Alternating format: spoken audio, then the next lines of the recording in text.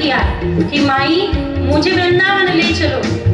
मैया ने कहा, अरे मेरे भाई, वृंदावन तो तभी जा पाओगे, मैं एक मंत्र देती हूँ, उसका अनुष्ठान कर। उन्होंने मंत्र दिया लिखकर। काली माँ ने स्वयं, अभी की घटना है, पुरानी नहीं। वृंदावन जाने का मन था पर वृंदावन जा नहीं पा रहे थे। उनकी काली माँ ने उनको एक मंत्र लिख कर दिया, उस मंत्र का गान किया।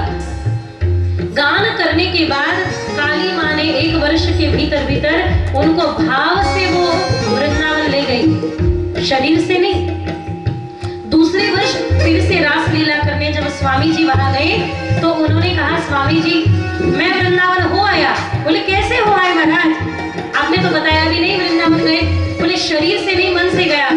उन्होंने बताया कि देखो मैं यहाँ गया, फिर ऐसा मैंने प्रवेश किया, टल्ला से होके प्रवेश किया, फिर ऐसे अनेकों सुंदर सुंदर दर्शन मुझे हुए। फिर आगे चल के राधा रमण जी के दर्शन किए, राधा वल्लभ लाल जी के, बिहारी जी के दर्शन किए। वहां से निकलकर मैं निधिवन गया, पर निधिवन में मैया वही खड़ी हो गई। मैया ने कहा कि तू अब अकेला भीतर जा, यहाँ से आगे आने का हमारा भी सामर्थ्य नहीं है। वहां से वो अकेले आगे गए और सेवा कुंज निधिवन में क्या क्या है, कहाँ श्रृंगार आभूषण मिलता है, वो सब उन्होंने बताया।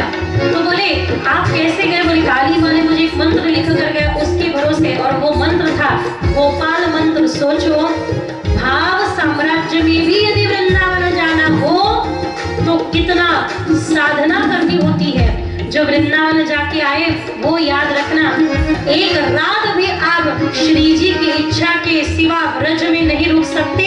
यदि आप ब्रज में रुके हैं, इसका अर्थ श्री जी की आप पर परम कृपा है।